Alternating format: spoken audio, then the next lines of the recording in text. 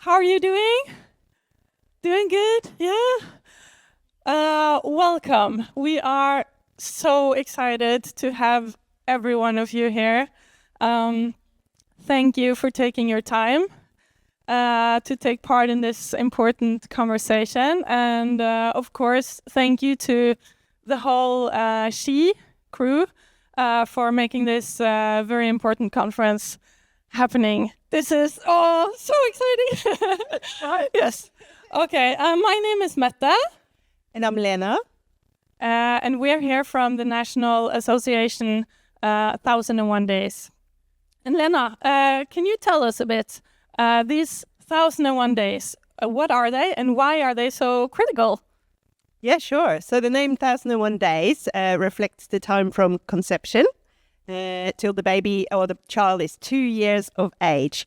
And all research show that this is a very critical time indeed for naturally the baby, but also for the mother, the father, the partner, and the family as a unit. So normally we are at health conferences, but today we're at the business conference, Mette. What are we doing here? Yes, it's different. It is, and to put it simply, without mental health, there is no business. So we need to bridge the gap. We need to talk more about mental health in business. That's why we're here.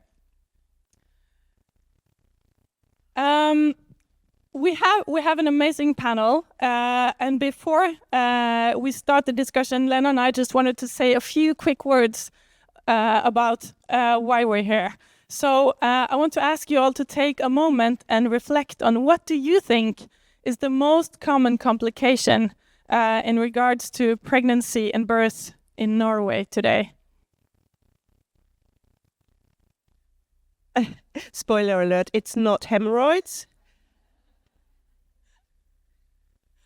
It's not hemorrhoids. In Norway, we tend to focus mostly on the body from the neck down when it comes to pregnancy and birth. And actually, the most common complication, it's mental health issues. And actually, as many as 1 in 5 pregnant women experience symptoms of depression.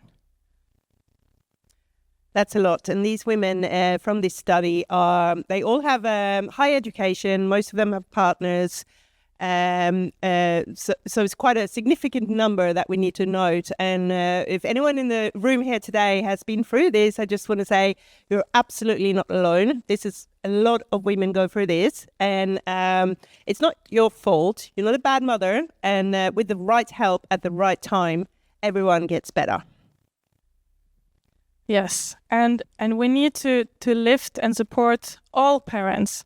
And we know that 1 in 10 fathers as well experience mental health issues in the period before, during, and after parental leave.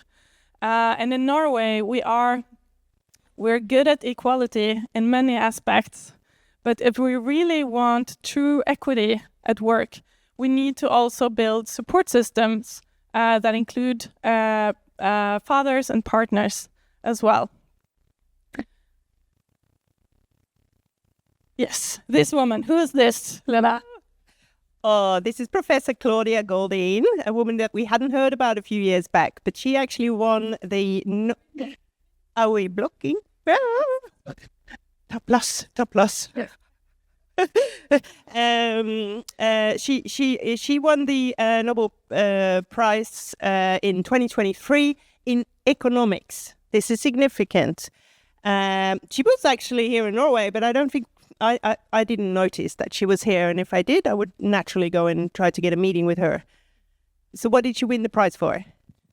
Yes, Claudia won the prize for her groundbreaking work on mapping the child penalty. And that's this graph that shows what happens to a woman's career when she has her first child. And this graph is quite brutal. This is globally the single biggest reason to the gender pay gap. So in addressing inequalities at work, it makes so much sense to look at this graph. What do we need to do here to avoid this? Because this gap never closes during the lifetime. Women fall so far down that it's impossible to close. So what can organizations do? What can leaders and colleagues do to prevent stress, burnout, depression, and ultimately sick leave in this period? Because that's currently enhancing this gap. We in 1001 Days, we really want to be a part of finding solutions. And that's why we recently started our new project, Parents at Work, in Norwegian, Foreldre i arbeid, where we want to gather key actors from politics, system, research, and business to come together and find new solutions, because what we're currently doing is not working well enough. So we actually, last week, we received public funding for this project. Woohoo! So shout out to BIFDIS. Thank you. So yeah, check out our webpage and please feel free to reach out if you want to join this conversation further. To sum it all up. Yes. Oh, to sum it all up, I was just gonna say, when you get money from the state, you know you're onto something, right? So, so we know we're doing what we're doing is important, but right now it's time for the panel debate, and to lead us all through it, we have first and foremost a mother, producer, TV personality, podcaster, and just recently a politician. You have just become a politician, so that's impressive. So welcome to the stage, Cecilie Ramonakos Furuseth. Yeah.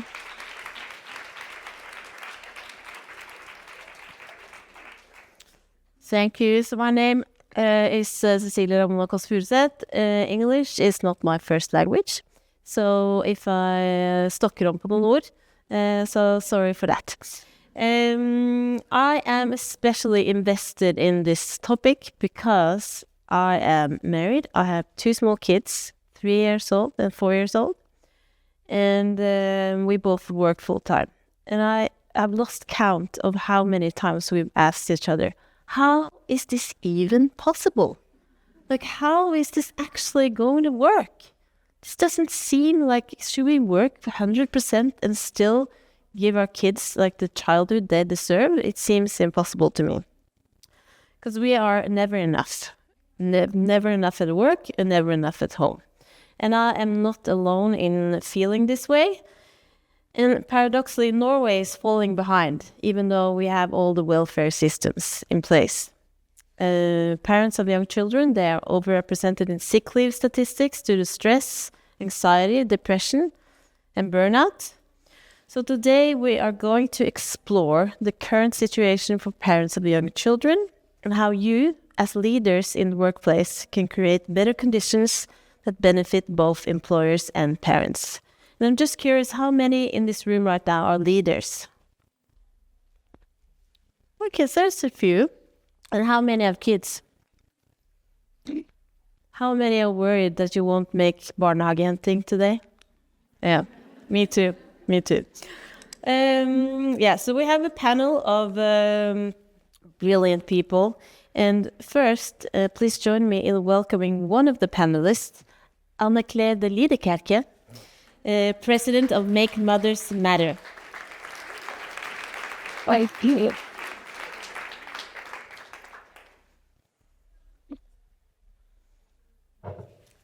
Okay, what I will show you today, first of all, I would like to thank 1001 Days and dear Mette and Lena for this invitation, because I'm going to show you data. And these data come from a survey that we conducted on mothers in 11 EU countries plus the UK, unfortunately not Norway, but Sweden. So we think in all of Europe that northern policies in Nordic countries are just the best for parents. And so we have a tendency of thinking that are almost alike. But still, I heard that there was some similarities. So what I will be talking about is results from Sweden. And I'm really eager to discuss these results with the rest of the panel. Okay. Yeah. Okay. In our key findings, and that's even more than what you were saying, is that a majority of mothers experience mental health challenges. 50% is all over Europe, but in Sweden, it is 55%.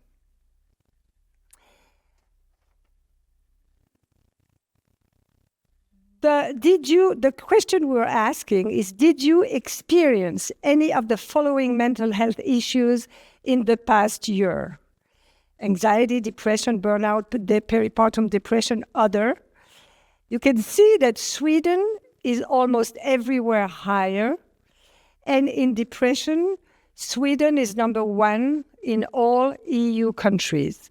And Sweden is top 3, above average in all issues, in all these issues. And you have to know that 67% of our panel of respondents were feeling overloaded by their life. So there were mothers that were the panel. And you will see, our mission is mothers.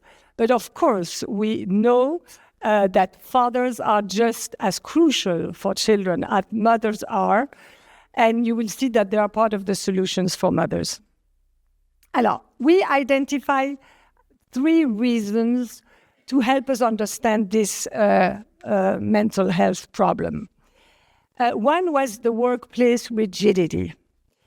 27% of mothers stated that motherhood had a negative effect on their career. In Sweden, it's below average.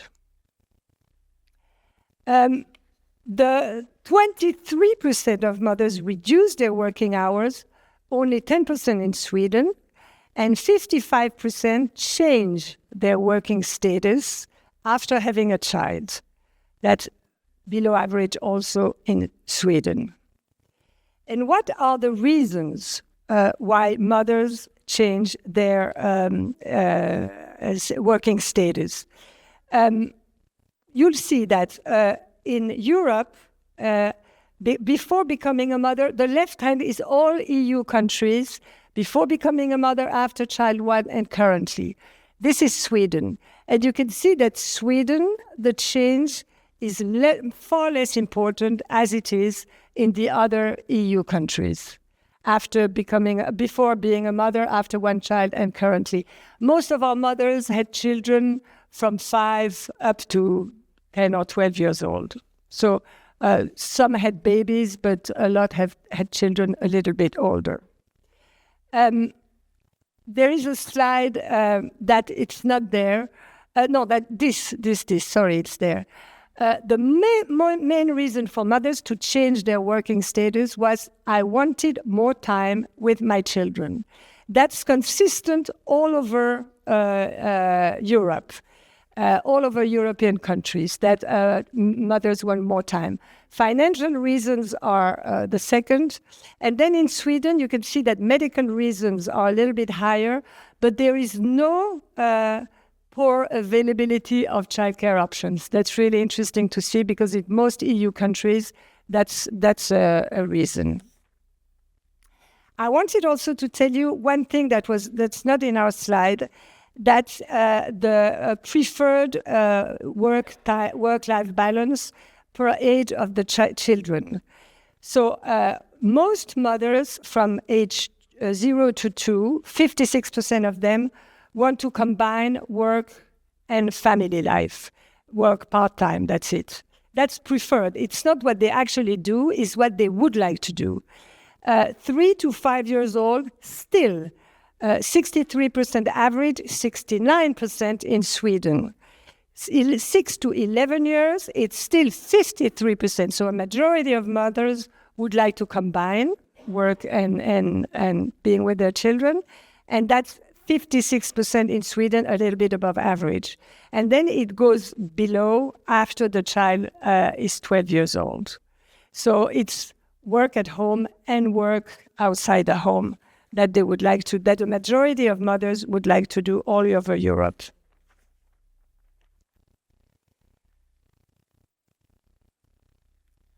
Alors, the workplace rigidity, what is interesting is that where Sweden is above average is a desire for workplace flexibility.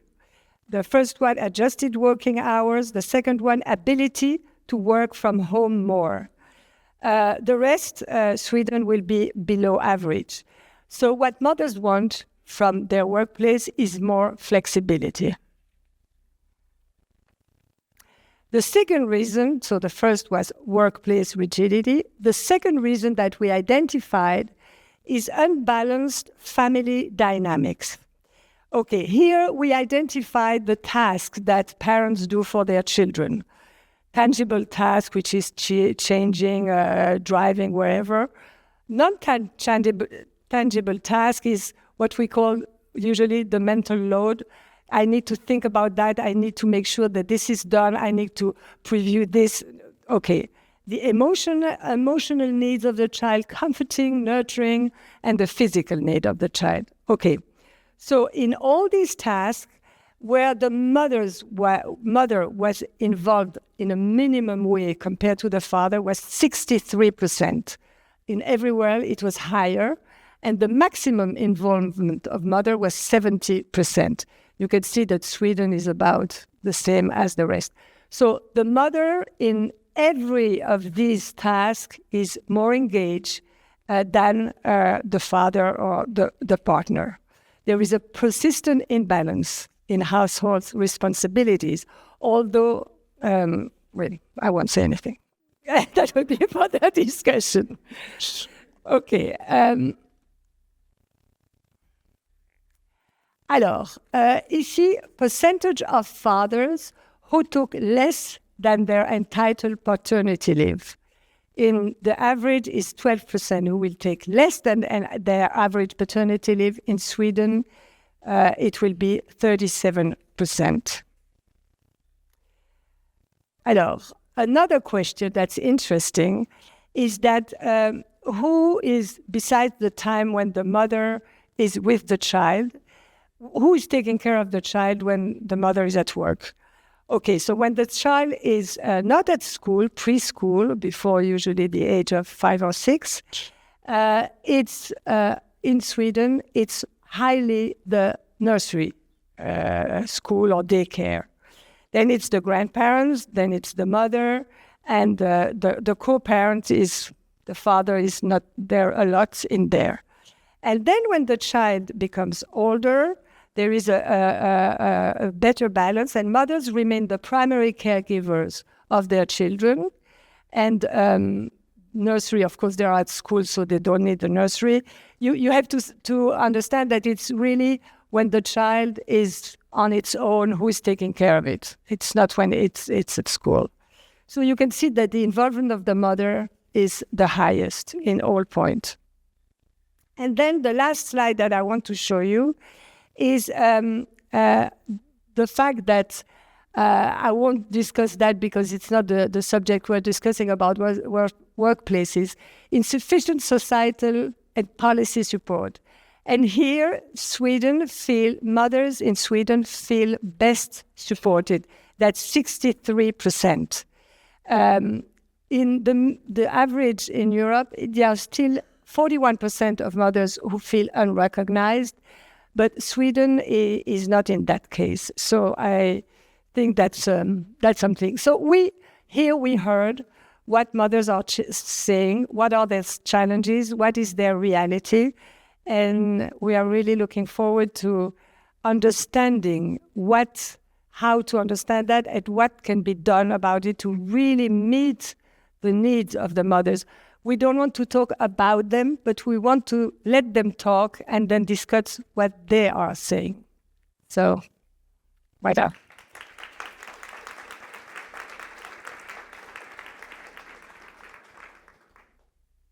Thank you so much, Anne-Claire. Now I can bring up the rest of our brilliant panel. It's Kaveh Rashidi, the general practitioner of the year, author, podcast host, and a father of 3. Just recently 3. Yeah. And it's Wenche Fredriksen, who is head of inclusion and diversity at the DNB. So, I'll just take this slow. Oh, yeah. There we go. Okay, so I just think it's a good place to start to see how Kaveh and Wenche, your first reaction to what you saw from Make Mothers Matters the study. I think the numbers, Yeah? because it's very easy to feel that you're alone in experiencing, being a failure and not fixing the whole thing. So the numbers, the extent of the numbers, and being aware also that the consequences of experiencing going through a burnout, it's impacting years of your life. It's impacting families. It's impacting women's careers and workplaces and society, and so the consequences may be very serious as well. So, well, I think my first reaction is that I'm happy I'm not the mother. yeah.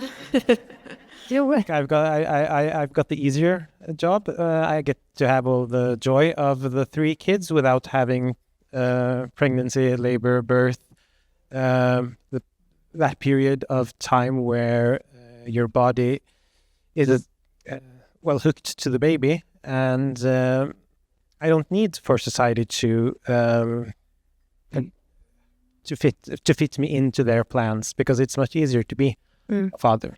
And I also I don't recognize the extent of the problem as much as it is when you show it, because in everyday life and as a general practitioner, you see people, they come and go, they have their issues, but it's not that often that we have the opportunity to see all the people in like one chart and to see how huge this problem actually is.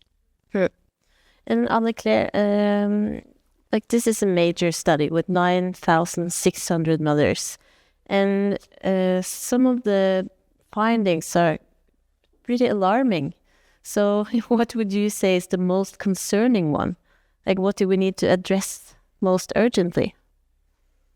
I would say that it's a mental health alert, really, because I think that mothers themselves don't realize that it could be otherwise if they were more supported, and maybe if themselves recognized what was happening to them. I should be happy. I just had a baby. This is wonderful. Why am I feeling this way? But I am not alone. Other mothers feel that. And I don't have to be like that. There are ways for me to feel better. And recognizing it is really something that should be started. And then that the workplace understands that it is part of the person who is working there. I'm not only an employee, I'm a person and with my life. And I just wanted to say one thing that I think is really important is that the OECD conducted a study in 2014 about the well-being of families. And they said that since the beginning of the industrial era, families hadn't stopped trying to adapt to the workplace. And they said that if the workplace doesn't adapt to families, OECD countries are going to pay a high price for that. And I think we have to, it was 10 years ago, and I don't think things have changed so much. And so we have to keep that in mind. It would be difficult for the workplace, but it was difficult for the families too. So there is, So the parents that we're talking about that get like burnout and depression and anxiety, And I thought about you, Kaveh, because you're a general practitioner. You're like the first. If someone I know has a problem, I say this: talk to your fastlege or general practitioner. You're like the first place they come to. So what do like this group of people, parents with small kids, what do they come to you with? Well, I'd wish I was the first person, but I think the reality is that often I see them after they've already crashed. Like, when is life hard? And it is hard for a prolonged period of time during when you're trying to get pregnant, when you are pregnant, when you give birth, when your expectations aren't met, where your health goes wrong. And you're like gritting your teeth together and trying to make it work, trying to be a lot of things at once. And I think when like this house of cards just crashes together, that's when I come in. And unfortunately, I think that's often way too late, because I think the greatest potential for having healthier families or mothers is in preventing these things from happening. And so when you have somebody who comes to you and you say, go to the general practitioner, why wasn't there some kind of healthcare system for that person earlier? I mean, we during pregnancy, a normal healthy pregnant woman has 8 or 9 checkups with either a general practitioner or a midwife. And we're talking about minutes of time totally where we talk about how they're feeling, or how's life? How are you doing? How's your relationship strain at home? How's your stress? How's your sleep? We just measure stuff and we see that the baby is growing and everybody's happy, because in Norway, babies don't die during birth that often. I mean, on these hard measurements, we're really, really good. But when they come to me, that's like, it's too late for preventing things then. I'm just putting out fires, but we're not really working to understand how the fire was created. Because I feel like when you're pregnant, I felt pretty like well taken care of. Like, oh, here I come. So everyone's looking at me. Oh, how's the baby doing? And then baby's out, and they're, oh, sorry, you're on your own now. And that's when you crash. And maybe people, like, I don't know, but maybe people wait to come to you because they think like, oh, I guess it's supposed to be this hard. Yeah, and also they probably wait to come to me because most mothers don't start working before after maybe 6, 9, 12 months. And then they get that extra burden in their life. And that's when they need me more of practical reasons, because I'm the person who can write a sick leave. Yeah. When there are too many things at once and you just have to relieve some pressure and you can't give away your kids for a month, you have to fix. I don't think that would have been a good option anyways, but you have to do something to relieve some pressure. And in Norway, we have a very generous sick leave. You get full pay for a year, and it's a very like putting a Band-Aid on a bleed that's cutting, on a cut that's bleeding, but it's not really solving a problem. Yeah, because does if you imagine there's a mother like burned out coming to you and get a sick leave, does the sick leave actually help? Well, it helps against things getting further worsened in the short term. Yeah. But being at work is one of the most health promoting things a human being can do. But then the workplace has to be health promoting place. Yeah. And if every single day is like you said in the intro here, like, oh, am I going to get to the kindergarten in time? Is everything okay? If there's too much pressure, then the workplace becomes an awful place. Yeah. And everybody who has small kids knows that you need to have a little bit of energy to be with your kids. And if you're done at a day of work and you've got, like, as my watch would say, 0 body battery, and you're like, all you need is to rest, and then you're going to be that super happy mom and dad who meets your kids with love and emotion. I mean, when there's no more battery left, there's no more battery left. Yeah. And so we have to plug out that workplace stress just to help people stay alive. Yeah. That's good. And I'm thinking about you, Wenche, because you see the parents in the workplace. And I like to think about, I don't know how you see it, but I like to think about like parents with small kids are the most effective workers. Because we come in, we have a window, small window of time where we have to get all our stuff done. And we don't have time to like dilly-dally. We just do our stuff, and I get more work done than... I think you're right. Yeah? Yeah. So what do you... Because you have DNB, how many employees? I think it's about 11,500 something.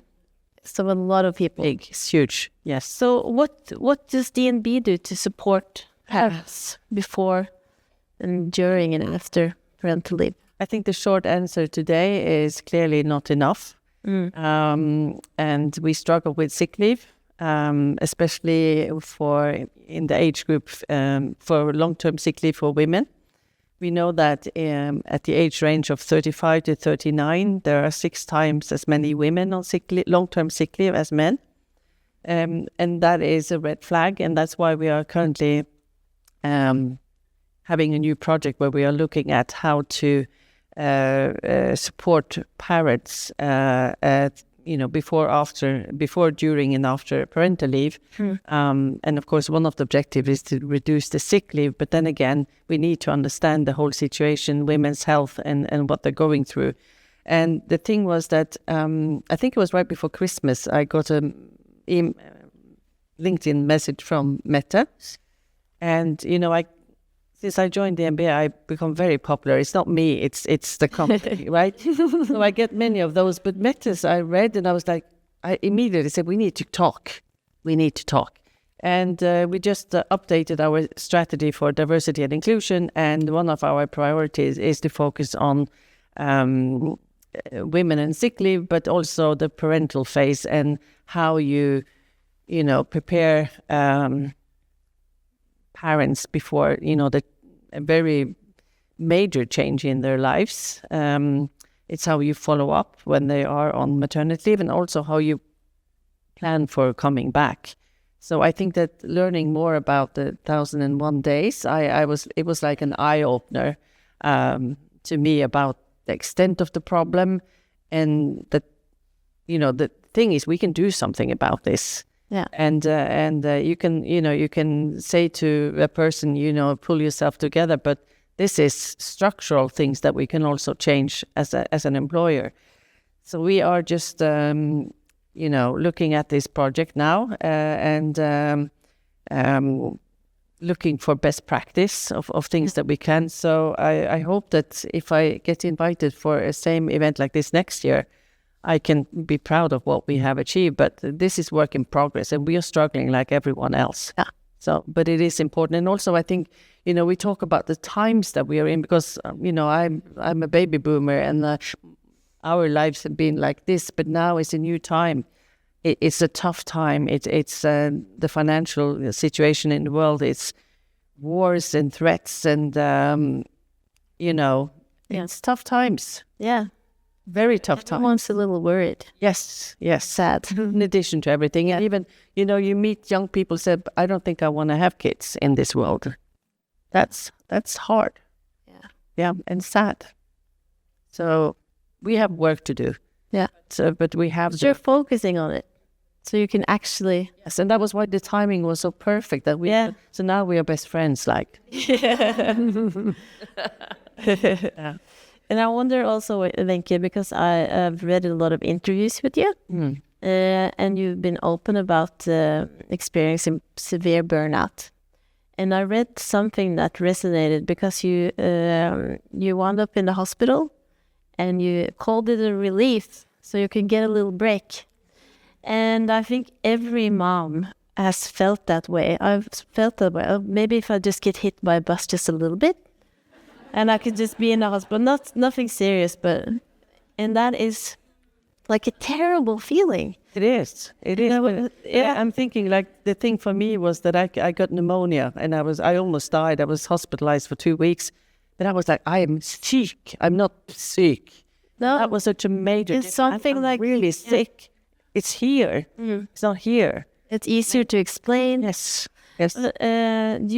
Thinking back, do you think anything could have been done by your leaders to prevent that happening?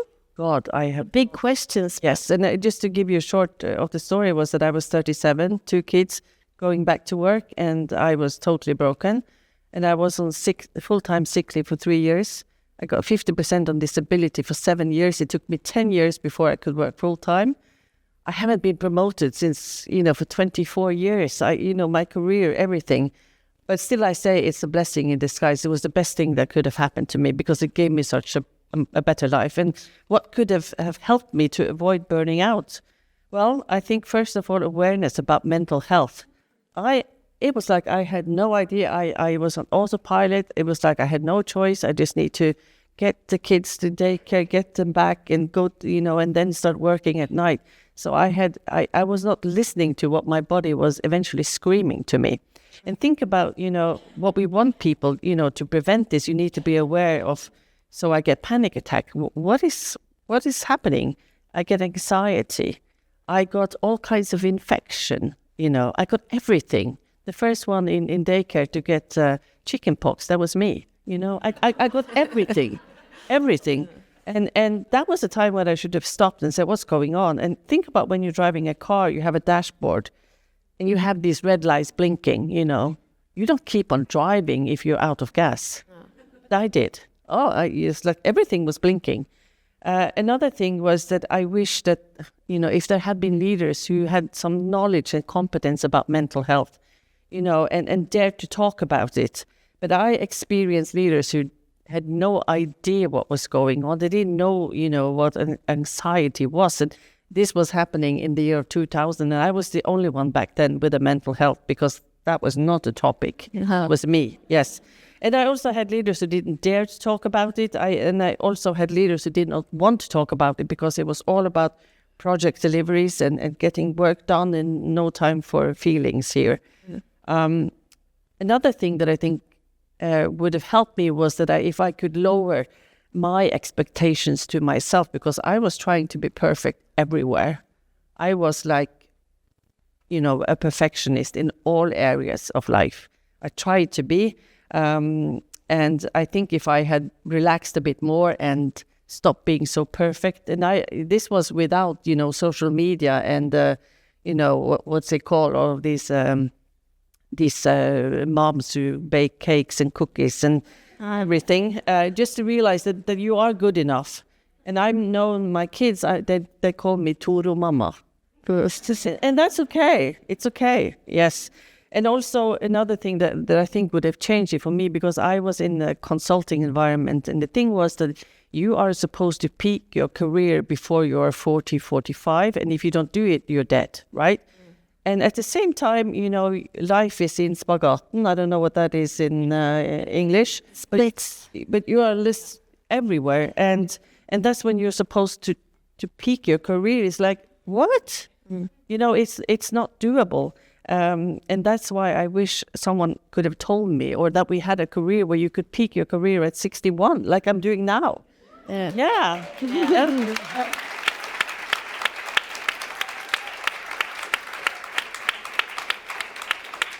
And the thing is, the kids have moved out. I love it. And if you look at the happiness index in life, it is at its lowest when you you are between the ages of 30, 45, and then it's just going upward. So I say to, young parents, just hang in there because it will get better. But yeah. And also I think, I can't have it. We can't have it all at once. That's my thinking. Yes. Late bloomers. Yes to late bloomers. Yeah, the future cover. We're going on cruises. We're doing it all. Oh. Okay, so we need to talk a bit about Sweden, because it's our neighbor. So we have a lot in common, and they had the highest prevalence of depression. And it kind of shows us that welfare systems alone, we can't pay our way out of the problem. So what do you guys? This is a very big question, but what is happening? Why do we have all these systems in place and still we're so sad? I'm not from Sweden, but No, but yeah, I know. yeah. We were surprised, really. When we looked at the result, we were surprised. One way of understanding it, but I would love to discuss it with you because you're much better equipped to understand that. But one thing we understood, like 10 years ago, France was the highest rate of women's employment and the highest birth rates in Europe. And the thing was that at that time, they had a real diversity of policies for parents, all sorts of policies, whatever your situation was. In Sweden, there isn't a diversity of policy. It's one size fits all, and you do that, and it's very generous when the child is born, and then you go back to work and you live your life. I was wondering, maybe because this is so personal, depends on your environment, on your health, on your work environment, your family environment. How can you do it with, like everybody else? Everybody is different. There are personal choices that maybe need to be accompanied by a diversity of policies in the workplace and by the government. So that was one way of explaining it, but it's for you to... We are really interested in you helping us understand that situation, because really we were surprised because we are looking up to these policies in the Nordic countries and said they are so lucky. And it is true. If we had that, we will also be happy. Yeah. Obviously, it's not working so well. So why do you guys think it's not working? Well, I think one of the main reasons is not that life isn't working as it should. In Norway also, we know that we're falling for every year in life happiness. We're number 7 now, which doesn't sound awful, but in Norway, we're used to being number 1 at everything. So when Sweden and Denmark are over us, it's a problem. But I think perhaps the main issue is that we're not really addressing this. I mean, it's nice that we're addressing this now with people that already are very engaged in this topic. But like the average Joe in Norway doesn't necessarily feel that female health around the period of time in life where we have small children is an important topic. It's not what creates the big headlines, and for politicians to get votes, it's not what they go talking about. And so policies don't really... There's a gap between the policies and reality. And I think there's no quick fix to this. But as a starting point, we just have to accept that this is an issue. It's a problem. Exactly.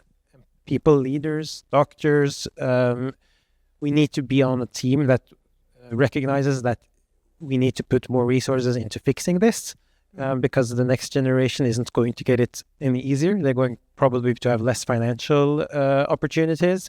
They're going to have a lot of older people in the society that they have to take care of. So it's not going to fix itself. What do you say? I was thinking about the good thing about sick leave is that it costs money. And in that sense, you get, you got to talk about the business case for focusing on this. But it shouldn't have to be that way. But then you get the attention from leadership because you don't want it to happen. Another thing that I was thinking about also is how the pandemic impacted working from home. And how that has been, I think, a blessing for some parents, that you are allowed to have that flexibility and you don't want to lose it. And I think the flexibility is core, for people to have that flexibility through these phases of life. Yeah. If I can add something, it's about life cycles. Yeah. I think it was really clear that mothers showed that depending on the age of the child, they wanted this or that. And accepting that in the workplace and taking back people who gave priority to their families for a few times. They work part-time and taking them back, knowing that they acquired also competencies and maybe more strength to go back to work. And it's not the career maybe shouldn't be, it's work to take care of their children. It's just different work, but it's work. And so accepting that and recognizing the competencies that you acquire. And I think that's a great point, because if you think about leadership development, imagine raising a kid. It's crisis management, it's coordination, it's planning, it's change management, it's everything. It's everything. That's leadership development. And at my previous employer, they actually, I think they had a mom academy where they actually graduated, with all the skills, and then you're not paid for it, rewarded for it. It's unpaid, but it's work. Yes. Yeah. So, unfortunately, we are running out of time, but we could have been here for another hour and still not get done. So I hope Then we don't reach daycare, but I'm done with that. So. yeah, you're done with that. But hopefully next year we'll be here again. And now, like, the real work starts for you in the audience. So all the leaders, go back to your workplaces, take a closer look at the policies you have in place to support parents, fathers and mothers before, during, and after parental leave. And that's a big job, but you have to start looking at it, because the statistics says we're not doing great, unfortunately. Yeah, so good luck with that. But thank you to the panelists, Wenche, Kaveh, Anne-Claire, and to Lena and Mette, who work with this topic every day. And you should really follow them on all platforms. And thank you to Chi Conference for having us.